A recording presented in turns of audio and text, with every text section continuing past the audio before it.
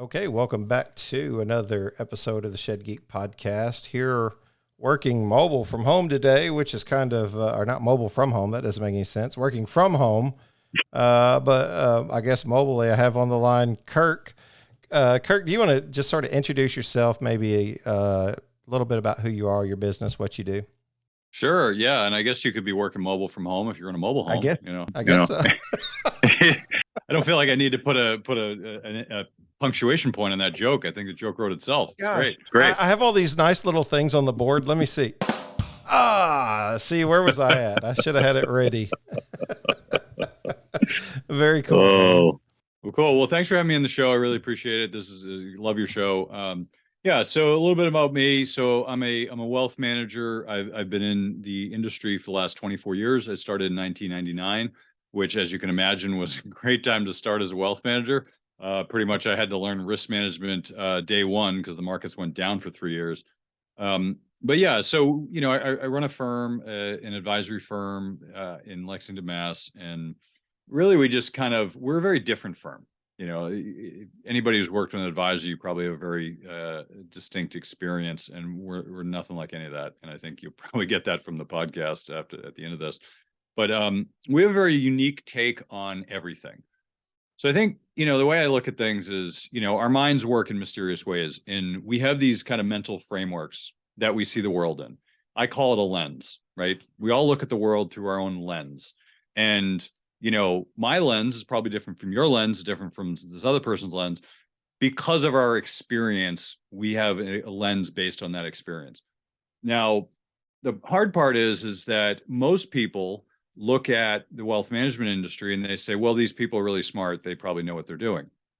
The big secret of the wealth management industry, or let's just say investments in general, is that you want to know why Bernie Madoff happened, why Enron, why WorldCom, Lehman Brothers, Bear Stearns, and go down the list, now SVB and all these other banks. The whole reason those things happen is one reason. Here's how I would illustrate it. If you look at Wall Street, there's, let's say 1 out of 100 people. One guy is in the room doing the research. He's back there working away, working at the numbers. He's the guy you want to know, right? He's doing the research. He has all the answers. Then there's another guy who works next to him. He doesn't do the research. He just knows that one guy, Tom. Tom did all the research. He knows Tom. So he can just go to Tom. Hey, Tom, what's going on? What's the deal? And Tom tells him. And then there's the third guy is the guy who knows Tom, right? And then the fourth guy is the guy who knows the guy who knows the guy who knows Tom, right? So you have this chain that keeps expanding, and then everybody else hears about the research at a cocktail party. That is effectively Wall Street. You have 1 out of 100 guys doing the research. Everybody else they heard it from somebody who heard it from somebody who heard it from somebody, and it's probably wrong to begin with, right? Because you know how telephone works, right? By the time you get to the end, it's a totally different message. It's the same thing goes with research. Nobody's doing the research. So, the way that people look at the world is, oh, Wall Street's really smart. They know all this stuff. Well, not all of Wall Street is smart. They're all really smart people, but they haven't done the research themselves. They're getting it from other people. We're getting it from other people, and you don't know where that research is coming from. And you don't know if it's biased, right? Which is another problem. There's been books written about this, about the bias of Wall Street analysts, investment banks. The research is great. Their conclusions are probably extremely biased, at least in my experience. So, when you think of that in that context of how Wall Street works, we're not that. We look at every problem from our own lens. We just say, all right, here's the problem. How are we going to solve it? We don't look at how other people have solved it. We say, how are we going to solve this? And we use our own experience, our intuition and insight, and say, all right, here's how we'd solve it. And then we go look at what everybody else is doing. Maybe we've repeated it, or maybe we've done something brand new. But if I use someone else's way to do it, it may not be correct. And now I've just colored the world for myself with somebody else's lens that may or may not be true, right? Now, of course, mine might be wrong, but that's on me. But what I'm saying is when I take that perspective, and I think this applies to everybody. Everybody should take this perspective on life and everything they do, is look at the world through a lens that's your own lens, and then compare it to others after and say, all right, would I do it that way? How did they get to that conclusion? And then when you get to the end, you're looking at it and you're like, these people are all doing it wrong. I can't count how many times every single day I come to that conclusion about Wall Street. Like, and we're going to talk about that a little bit on the show, is why is Wall Street getting it wrong? And there are many reasons for that. But to get back to the point, the way we look at the world is different. So all the conclusions I'm going to come to here are not going to be things you hear on CNBC and Mad Money and Wall Street Journal and New York Times or wherever you're listening to. It's not. It's going to be unique because we came to these conclusions based on our experience and our research. And we're Tom, basically. We're Tom in the room. And so, we look at things from a different lens. I'm going to tell you how it is. And I'm not sugarcoating it because I'm not here to sell you. I'm just here to educate you. I was asked to come on the show to educate the audience. And that's what I'm here to do. Are you a shed manufacturer, dealer, or hauler looking for a trusted resource to build or upgrade your website? Do you need a simple business website or a more robust and dynamic e-commerce site? Are you looking for an affordable option with digital marketing solutions for your small business? Are you looking for paid ads using Google search engines or social media platforms to reach a new audience? If you answered yes to any of these questions, it's time to check out Troyer Websites of Texas. Did you know that 46% of the 5.6 billion searches made each day are for local businesses? At Troyer's, our SEO strategies will help you get on the first page of search results for your shed business. At Troyer Websites of Texas, you will be sure to get 5-star customer service with proficiency and skill. Troyer Websites just launched their managed digital services to incorporate all your marketing needs into a single dashboard. Here at the Shed Geek Podcast, we trusted the team at Troyer Websites of Texas to develop our website, and we couldn't be happier with the results. To know more or schedule a discovery call, simply contact the Shed Geek at 618-309-3648 or email info@shedgeek.com.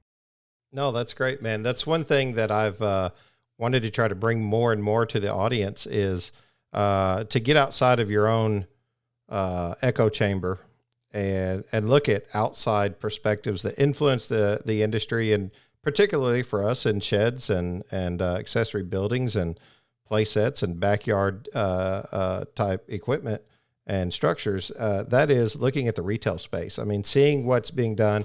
And man, you just your profile, your bio is amazing. Really feel like you could offer a lot of value in that space. So I encourage the listeners to consider that whenever they're thinking about how they're looking at the retail space. One of the things we kind of connected on, or I wanted to discuss, was inflation. There's a lot of internal talk in the industry when I stop from one location to the next, different groups that we're in, different social media, just staying involved in the industry. There's a lot of talk about, the banks in California, like you were discussing there. Even jokes that we say, a customer comes in and says, "Oh, I want to see what's happening with this bank situation in California before I commit to, this $7,000 shed." I mean, what a weird objection to have to overcome because of the way media portrays finance. So getting someone who's educated, who can speak thoroughly and poignantly and clearly, which is what it sounds like you'll do, about finances, I think that's great, man. So I want you to take as much of the mic as you can. What's your thoughts on what we are seeing with inflation, how that affects retail, or take it whichever direction you think would best serve the audience? Sure. Yeah. So I'm gonna try to take a big step back here to frame up the conversation, because I think that we all look at like I said, we all look at the world through a certain lens. And if you're watching the media, if you're reading stuff, you probably don't understand what's going on because no one has any incentive to tell you what's really going on. And frankly, it's been 40 years since anyone's known what's going on. So what we're experiencing now, so let me look at it this way. 40 years ago, well, 42 years ago, technically, we had 15% 30-year treasuries. We had 20% mortgages. We had, I think it was 18% federal funds rate. We had really high inflation. And that was, I think it was around 20% or so for inflation rate. We had 20% inflation rate about 22 years ago. Yeah, 22, 23 years ago. So think about that context, right? You could have bought a 30-year treasury, you would have made 15% a year for 30 years. That sounds like a great deal to me, especially since the last 20, we've had 0%. Now, pull this forward. For the last 40 years or so, that interest rate went from a high interest rate down to close to zero. Now, I want to describe this to you so you guys understand. Think about real estate, right? In the 1980, 1981, you would have had a 20% mortgage rate, right? How much of a mortgage could you have borrowed? Well, not very much at 20%, right? That's a ridiculous rate. And, you're paying 20%. I mean, you can imagine, I don't know how people could afford that. So mostly the real estate had to be bought with cash. That is how real estate was acquired, was through cash, right? You had to save it. And then if you absolutely needed it, you'd pay the mortgage, you'd pay it down quickly because it's 20%. Okay. So asset prices, I'm showing a visual here. Asset prices are like a fist, right? Let's say two fists on top of each other. They're really small. It's like a balloon that's not inflated. Okay. There's no leverage because you can't. It's too expensive for leverage. And then for the next 40 years, interest rates went from 20% to 15 to 10 to 5 to 2.5, I think is the 30 years got to 2 years ago. So what happens is the lower the rate, the more you can borrow, right? Because you're basically buying on affordability, you're buying in payments. So back 40 years ago, you're buying on asset prices. Now you're buying in payments. What can you afford to pay? So the lower the rate, the more you can afford to pay. So instead of buying a house for $100,000, you can buy a $500,000 house because the payment's the same, right? Still paying the same amount, but you can leverage more because your payments are lower. So what low interest rates have done is allowed the whole economy, I'm using real estate as an example, it allowed real estate to blow up to this huge valuation because you could get 2.5% mortgages. You can't today. I think it's 6.25%, 6.5%. You can't afford the same, which means the house price is going to shrink. And by my calculations, last year home prices went up 10%, median income, and affordability went down 40%. So basically, if home prices dropped 40%, it would be in line with where it was in 2021, which is crazy to think about. The home prices dropped 40%. But using this as an illustrative example, if you look at real estate, right, you can afford what you can borrow, but the whole economy works the same way.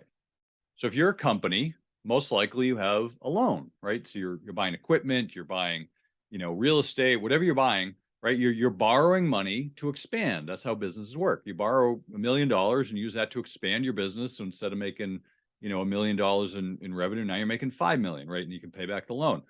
That's how businesses operate. So if you have cheap money, you can borrow a lot of money, right? You borrow $10 million instead of 1 million. But if rates are at 20%, you're probably only borrowing $500,000, right? Because you can't afford it. So the whole economy expands quicker with lower rates, and with higher rates, it expands slowly, if not contracts, which right now is what it's been doing. So that is what's going on at a macro level. You have this expansion and contraction based on the rate, based on whether it's a high rate or a low rate of interest.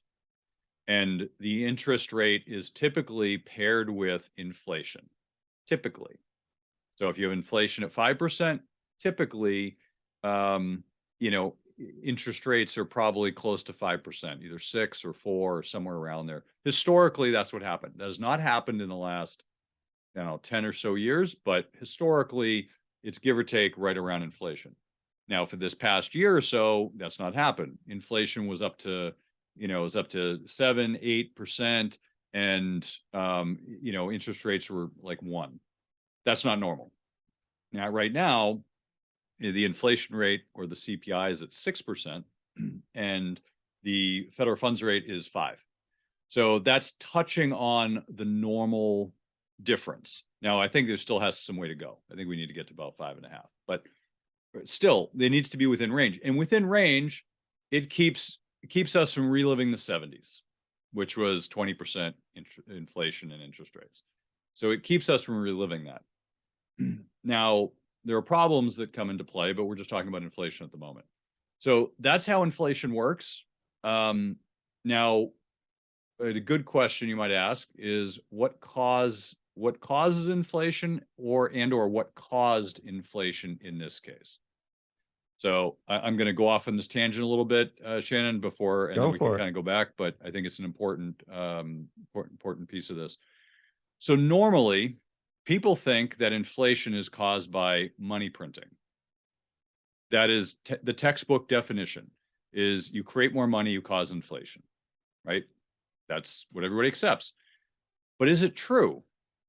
Well, it's partially true. It's technically true. However, that's only half of the equation. The printing of money is one half of the equation. The other half of the equation is what you call the velocity of money, or basically how much the money circulates. And let me give you an illustrative example on how this works. So let's say there's $1 million of cash floating in our economy. Okay, just $1 million, everybody's spending it, trading it with each other. Okay, there's some normal balance there. Okay, and let's say inflation is at 5%, for an example, right? Now, let's say I'm the Federal Reserve and I print up $100 quadrillion. Okay, you're probably thinking, holy crap, that's going to be a huge amount of inflation. Is it? What if I take that $100 quadrillion and stick it in a bank vault so no one sees it? Technically exists. Technically, we printed it. Technically, it'll show up on the government numbers because it exists. But does it exist? No, because no one's using it. It's just it exists, but it's like having buried gold. It doesn't do anybody any good if you can't use it. So it's basically sitting there. So even though technically, by the definition, you've created inflation, it doesn't actually cause inflation.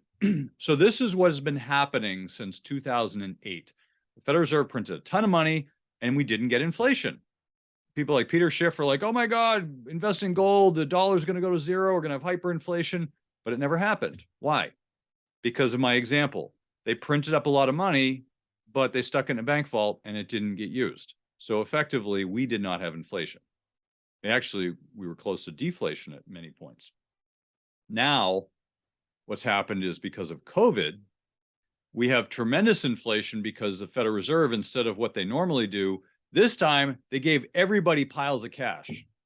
Here you go. Here's your EIDL loans. Here are your PPP loans. Take the money and spend it. Go bananas.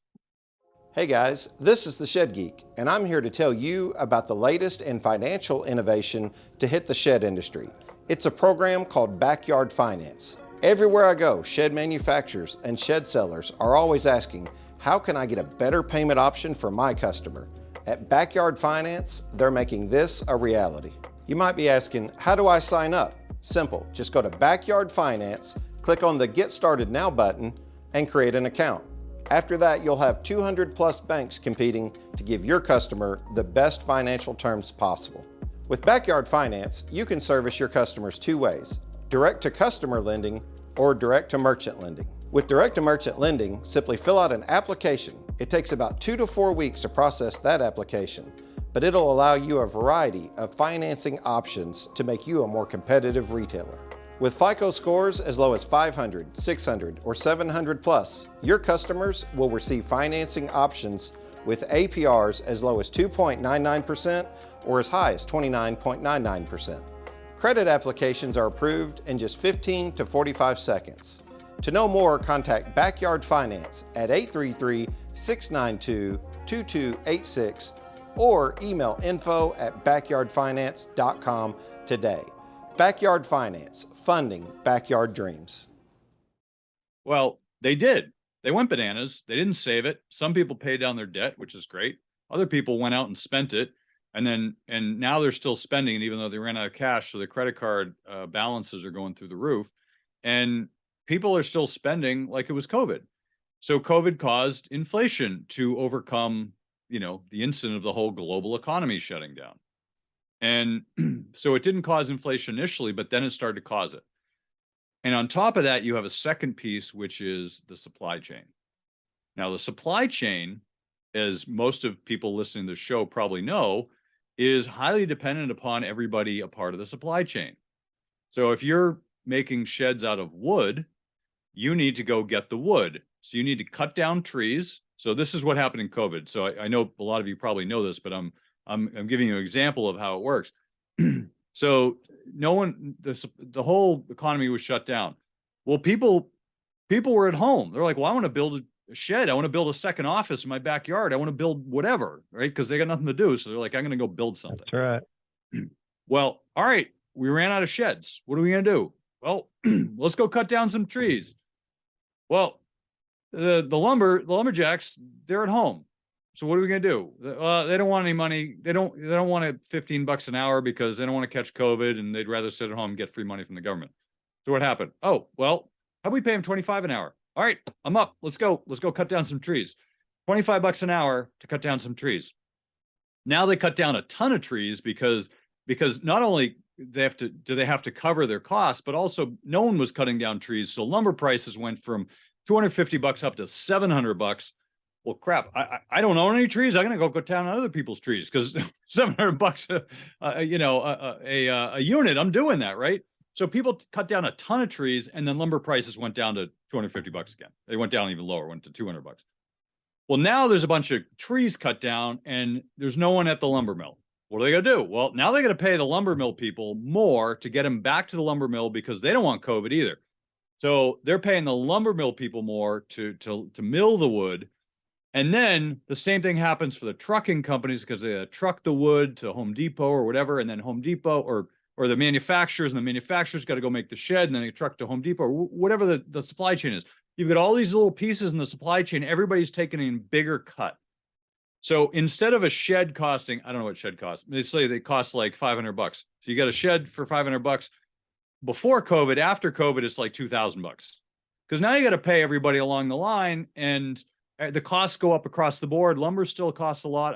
It's not high today, but it went up to like $1,400 at one point, which we could talk about later with the bullwhip effect. But basically, it screwed up the supply chain, and so all the costs went up across the board, which presents two problems. First problem, costs are going up because you need to raise costs to buy all this stuff. The other part is now no one in the supply chain can predict what the other costs are going to be. So I don't know if I'm making sheds, I don't know what my raw costs are going to be because I don't know what these three other people in the supply chain are going to charge. So I'm selling sheds for $500, but now it costs me $1,000 to make a shed. Well, I'm screwed. Like I'm just losing $500 a shed. So now I got to raise my prices to $1,500, whatever, to make a profit, and then they go up more. So the problem is all these pieces in the supply chain, somewhere someone is getting screwed. Walmart had a big problem with this. Target is actually the biggest problem, is they were having problems in COVID. They were open the whole time. People were buying stuff, and they sold out of certain items, and they had plenty of other items. So what did they do? Well, they overstocked the items that were sold out. But then people didn't need that anymore. So then they had no oversupply. Well, how do they get rid of it? Well, they got to sell it below cost, fire sale it. So they're losing money left and right because they're not stocking the stuff people want. And the supply chain kind of goes like this, like this ebb and flow, this big thing. So all these stores are losing money. Prior to this, it was very predictable. Now it's not. So inflation is due to money printing, and it's due to the supply chain imbalances. Now I'm going to take a breath here because I've been doing a lot of talking, but Shannon, where do you want to go from here? I can keep going if you want. What? No, you're good. You're right on it. The only thing that you're not on is the price of a shed. Outside of that, I might be low. I'm pretty sure I'm low. Pretty good. I think, probably average price, probably somewhere around 7,000 to 8,000 right now on a typical 10x16. But we're seeing sheds that are entering into different spaces. The formula works though. The formula of everything that you're talking about works. We saw major growth during COVID. People were at home. They're working from home. They need a home office. They're in the backyard. They see their garden shed is looking kind of rough. They purchased. And then there was just this money that was circulating. We saw growth, and we saw exactly what you said. Inventory flew off the shelf. We couldn't get inventory back fast enough. Lead times went out to 17, 18 weeks in order to build a new shed. Supply chain went it just went nuts. And next thing you know, lumber prices are 4 times the amount of what they normally are. And some of this comes back to exposing people whenever something like this happens, because you don't know your numbers. A lot of guys get into business, they're building sheds, they're good with a saw, and then they can scale the business up, but scaling it to different levels, that becomes very difficult because you're a good person who does a good job, who builds a good product, and you take care of your customers, and all that's really good. but do you know the cost of your goods? I mean, I would say, I would venture to say that there's a lot of the industry, because we're very fragmented. There's what you might not know, Kirk, is Sheds is very unusual in that we have some larger big box stores, and then we have some very small mom and pops and everything in between. And the smaller mom and pops probably make up the majority, just like in any case in America, right? The majority of the industry. So, yeah, the small companies don't always have the time to educate themselves on the cost of goods and services. So they might not even have a report on their COGS or anything like that. Yeah, I don't know. Everything you're saying is right on. I'm trying to think of objections. I'm trying to think of, especially we are creating a sales event that's focused around specifically the shed seller and developing the shed seller. Because I feel like that's where the magic happens. Hauling, manufacturing, all those things are amazing and good people and well represented in the industry, but they might not have an understanding that the magic happens at the sale.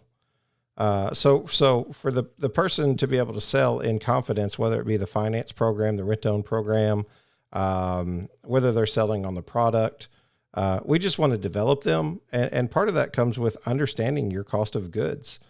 Do you know your numbers? Do you know how much you're actually spending on your lumber versus how much you're making on the shed? And whenever prices do, the thing is that they're so rampant here lately, right? They're so, when you talk about ebbs and flows, you know, there was, I don't know, I only knew the name of one shed manufacturer in the 90s and then up into the 2000s. I mean, they're just everywhere. And I know that same thing has been scaling and happening across America and not just in my region, but it almost seems to me like they don't grow the knowledge with the business. You just go out, you do a really good job, but then how do we know if we're making money? How do we know when we're making money? Since 2008, it seems like those ebbs and flows happen so much that you could set your pricing and then you're changing it and they're doing surcharges and then they're coming back down on the price by half. And some of those units are out on finance, you know, and then what about, well, particularly they're out on rent-own, a lot of them. And then what happens whenever those come back through a volunteer repossession or a volunteer turn-in? Now, how do you sell that building? Because what it cost you originally is not going to be the same as what it's worth now. So all of these things, knowing your numbers, I think is maybe where I would like for you to go. If you can just talk about cost of goods and services, maybe. Yeah, I can get into that a little bit. I mean, I'm not an expert in your industry, but I want to retouch on some of the numbers here that I talked about for lumber. So, and I want to talk about the bullwhip effect because this is actually plays into that topic. Okay. So if you look at the price of lumber prior in January of 2020, so that was prior to COVID, it was about $400 per, I forget what they call it, but yard or what it's per unit. Let's just say future prices. Then during COVID, it went down to 260, somewhere thereabouts, 260 per unit. Then it spiked up to around 850. Then it went down to basically 500, and then it went up to 1700, and then it went down to 450. Then it went up to close to 1500, and then it just kept going down, and I think the lowest was somewhat recently, which was 330. Now, I say this because it just shows the complexity of what people have to understand about the supply chain and how it works. Now, what I just explained, and you can look at this graphically, you can just go online and just look up the historical price of lumber. What I just explained is what you call the bullwhip effect. Now, the bullwhip effect is where you create you have a normal like equilibrium, and all of a sudden you create this spike up. Well, now you're going to have a spike down of equal size, and you're going to have a bigger spike up and then a spike down, and eventually it'll kind of like go back to a quote unquote normal. But, you know, during that period of those spikes, it's going to be really hard to predict pricing. And so I start with this because I want to illustrate what happened in the 70s. So the 70s, I'm a student of history, and I think everyone needs to be a student of history so we don't repeat it. The 70s was a period where we had high inflation. We had terrible leadership across the country in politics, and certainly there was a lot of problems around the world. And we had problems with Russia and everything, and oil. You had the Saudis, which were basically stopping the oil production. So we had a whole bunch of problems, and what that caused is high inflation. Now, what high inflation brings during that period of the 70s, which, like I said, I think we're repeating that, not identically, but a lot of similarities enough where you need to understand history to know that what happened in the 70s. Well, here's one thing that happened: mass confusion. Now, we've spent the last 40 years with a certain set of assumptions: buy and hold, buy the dip, inflation's low, bonds are safe, stocks are risky. We have all these assumptions that are based on our experience in the last 40 years. However, those aren't laws of investing. Those are the past 40 years assumptions which have held true, which are now different. And so what happened in the 70s is much the same. Certain set of assumptions were made, and then the paradigm changed. And the paradigm changed and people didn't know. So they were operating under the old rules when they really needed the new rules in order to operate properly. So throughout society, there was mass confusion about what's going on. Much like right now, people don't know what's going on. They're thinking, well, tech's going to go up. We'll just buy it. It's cheap. Is it cheap? Maybe it's not cheap enough, right? Or, what are the best things? Maybe financials are a good deal. Well, maybe they're not a good deal. Like, the point is you have this mass confusion. If you don't understand the underpinnings of the paradigm, you're never going to understand how to operate in this environment. So when you're talking about costs, if you're talking about cutting costs, if you're talking about understanding costs, when you have high inflation, what that effectively means is that you spend your dollar today because it's going to be worth less tomorrow. Now, if you look at a hyperinflation like Weimar Germany or Zimbabwe or currently right now Venezuela, you have currency. Let's say of Venezuela. I don't know if I have one right here. Well, anyway, I've got right now, right in front of me, I've got you probably can't see this, $200 million Zim note. $200 million. You know what this is worth? Probably 50 cents in US dollars. It's worthless. Like this currency went out of style because it was worthless. It actually went up to $100 trillion notes. And eventually they had to get rid of those because they didn't know what to put after trillion. So if you look at high inflation or hyperinflation, it changes the cost dynamics. So what it means is you buy your goods now because tomorrow they'll be worth more because the money is worth less, if that makes sense. So you can look at any sort of exchange, right? So I want to use this example because I think it's important to explain. Let's say you have $2,000, okay? And you want to buy gold that's worth $2,000. I think it's not currently worth $2,000. I think it's worth something in the neighborhood of like $1,950 as of today, or let's see what it's worth today. I think it's worth $1,975 today. Well, let's say it's worth $2,000.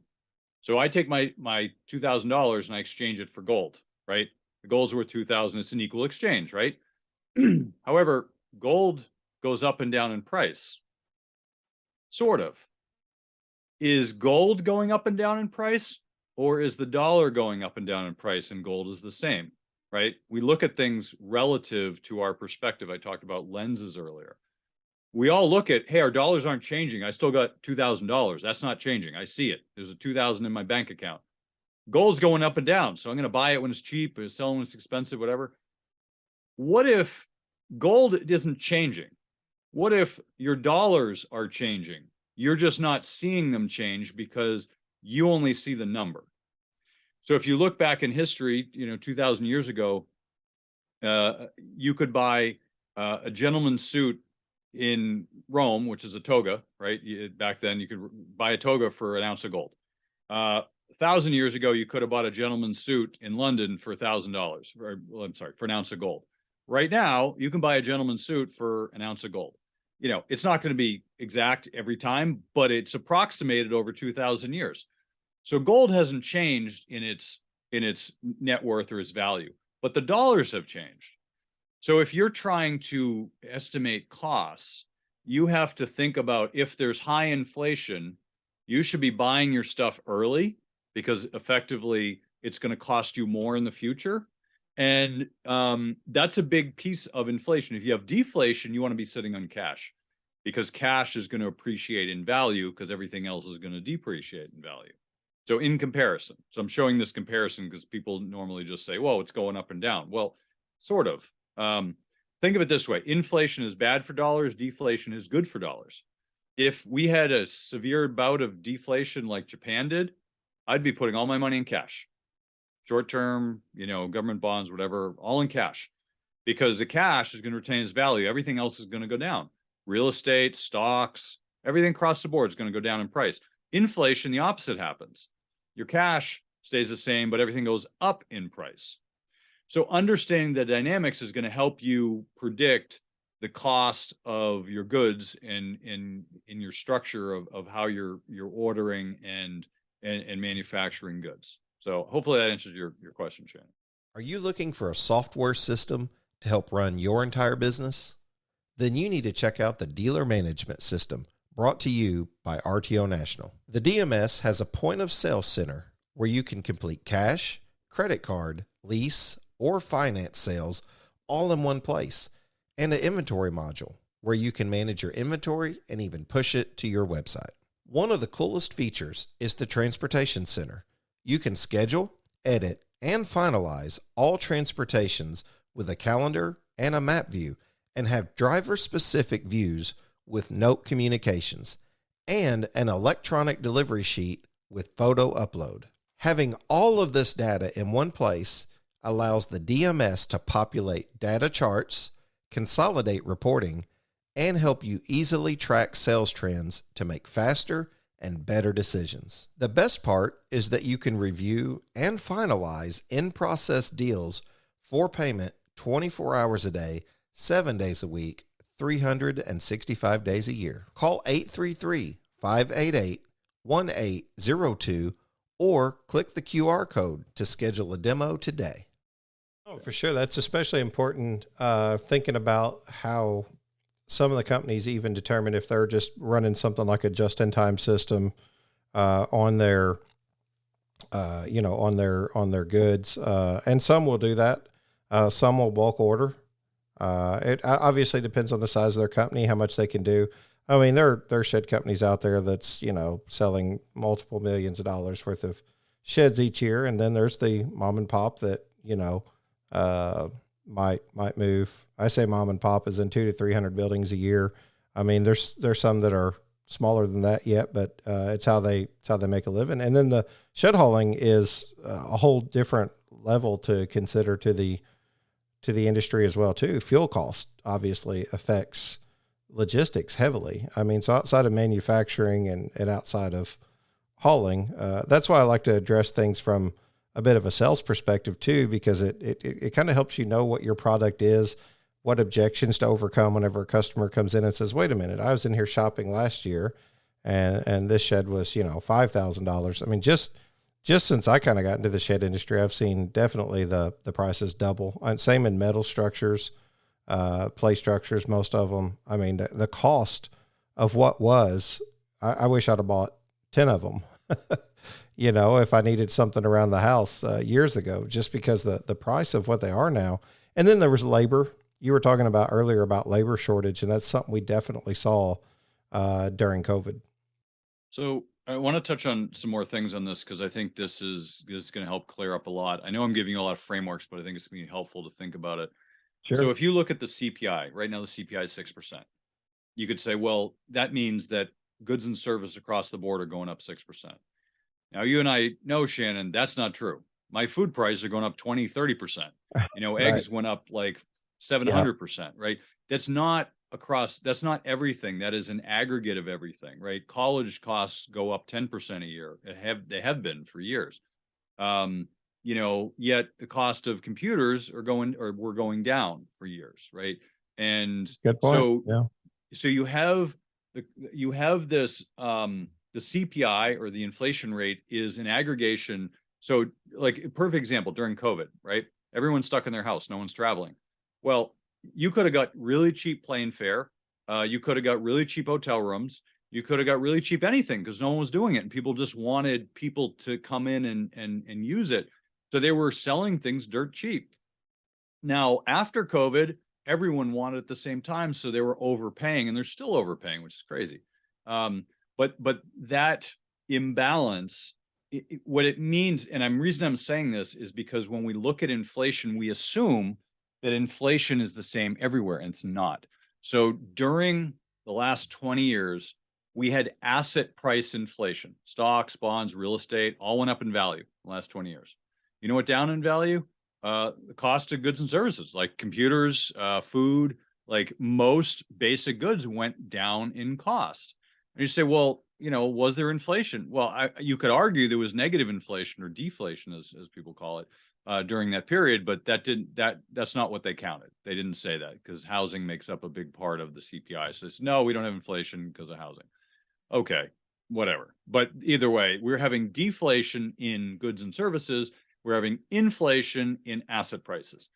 Now it's the reverse. Now we're having a deflation in asset prices and an inflation in goods and services. So the reason I say this is because as you're looking at your costs, you have to determine, what am I buying? Is there inflation or deflation? And if there's deflation in the costs, then you should be holding on to your cash and waiting till later because the price will be lower. If there's inflation, you want to buy it now and wait because it'll be worth more and you'll have a better margin of profit. So you mentioned the just-in-time versus kind of an inventory approach. We used to carry inventory in a lot of stores, and now it's just-in-time. Up until COVID. After COVID, people realized just-in-time will break if there's any sort of hiccup in the supply chain. Hence, this inflation problem we have. Now, the problem, and this is for me talking to a lot of different people in the supply chain, in different industries, not just this, but many industries, and they all said the same thing. Last year, they said it's going to take 5 years to fix the supply chain problems because they're not easily fixable. They broke because people weren't prepared. They were all just in time, so they weren't prepared. So what they have to do is they have to build more manufacturing. They have to regionalize it. They can't put it all in China because that's a big risk. If China, decides to put the hammer down on us, then everyone's going to dry up. Their companies won't work. So they're regionalizing their manufacturing. So instead of everything in China, doing some in Vietnam, some in Mexico, they're putting it in different areas. So if there's a hiccup in a certain part of the world, they can just, put that, put that production in another area. So that's part of it. And the problem is maybe China was the cheapest labor. So now you got outsourced to Mexico or Canada or Vietnam or wherever. Well, instead of, $1 a day, now you're paying them $10 an hour. Well, $10 an hour means the cost of your good is going to go way up. So instead of your shed costing, $7,000, maybe it's going to cost $14,000, right? Because now all the labor costs are pushing it up. So what I'm saying is this regionalization of the supply chain does not happen instantly. It's going to take about 5 years. So over that 5 years, we're going to have fits and starts through this supply chain problem where I think we're 2 years in. So we have another 3 years. It'll continue to get better, but it's still a problem and it's not going away for another 3 years at minimum. I talked to people recently and I said 5 years and the guy started laughing. He said, yeah, at best. So I think a lot of people are more pessimistic, thinking it'll take even longer. Now, what that means is your goods are just going to cost more. And, just because we had high inflation, it doesn't mean it's going to continue. It could flatline for a while. Things will still be expensive, but people's wages didn't go up, which means they still can't afford the same thing they could afford before. If wages went up, none of this would matter. Prices go up, wages go up. It's just, they're all in balance. The problem is prices went up and wages are still sitting down here. If anything, they're dropping because people are getting laid off. So there's an imbalance. Well, what happens in an imbalance? People buy fewer goods because they don't have the money to pay for it. So instead of buying a shed, maybe they build their own. Instead of, buying a steak, they buy hamburger. Instead of buying hamburger, they buy Spam. So there's a substitution problem where people are not only paying less, but they're also buying cheaper goods because they still need a shed. They're just not buying the best shed on the market. They might buy, the third best shed or the fourth bed, or maybe they buy a shed made out of Lincoln logs. I mean, I don't know.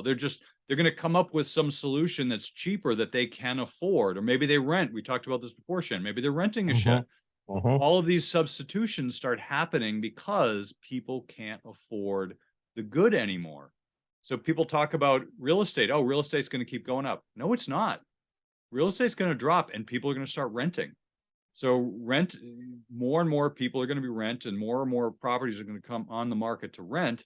And so, rents might see an increase, but they're going to see a hiccup too.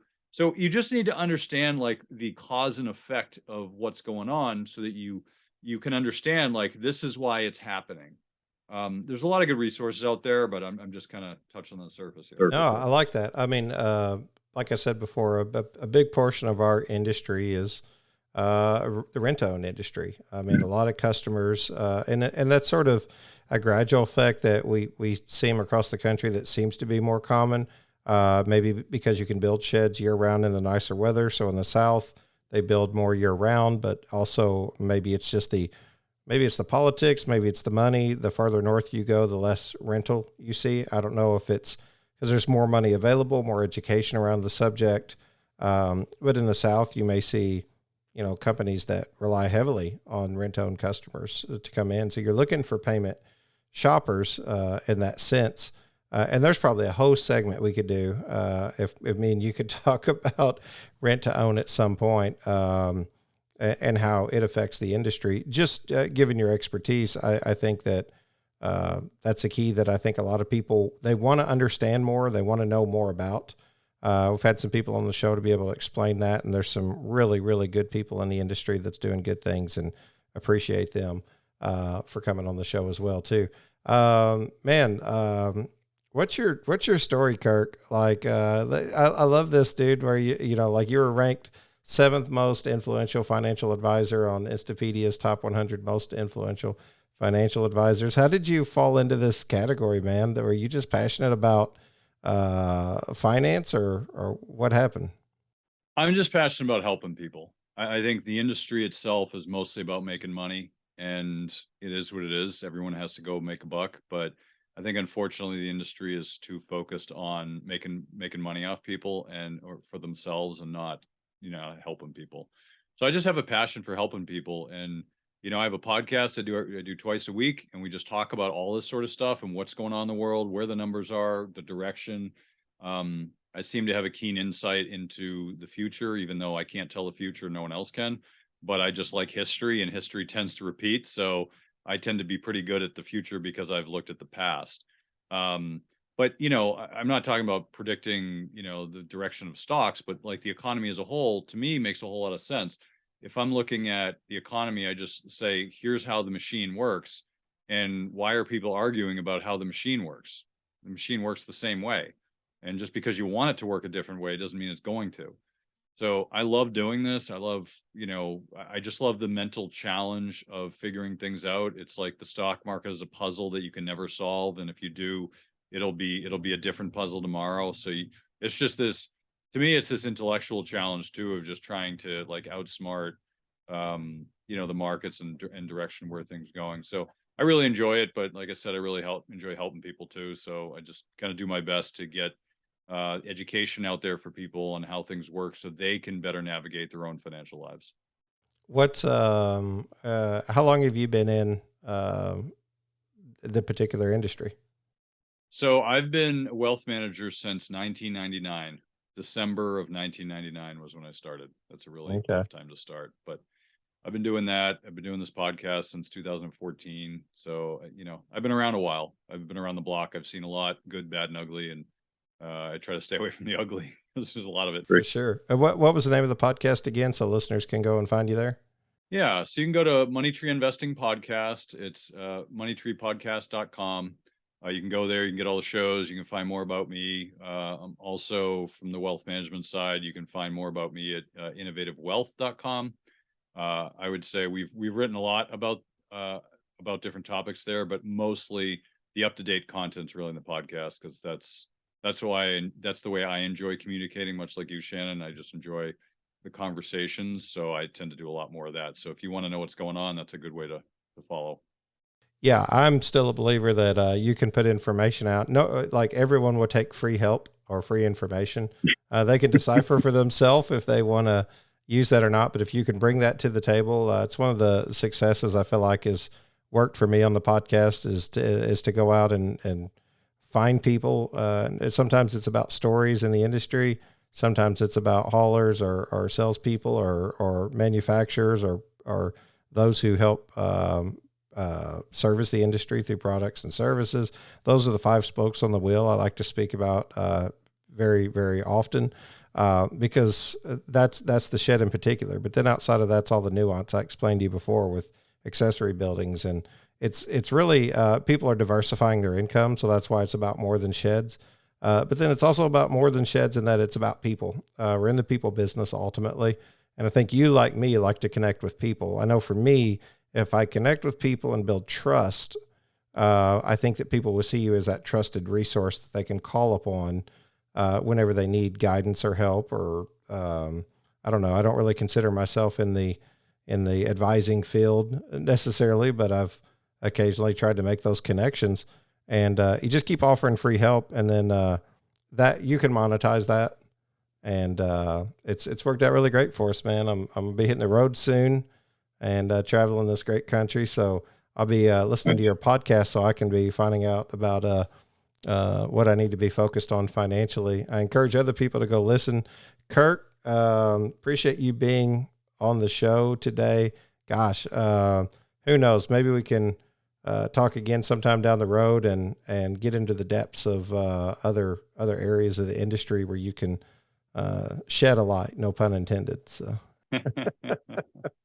Well, I always enjoy your podcast, Shannon. So thanks for having me on. I really appreciate it. Hey, I appreciate it so much. I'm going to stop the recording. I'll talk here just a second before we go, but thanks again, man. I appreciate you being on.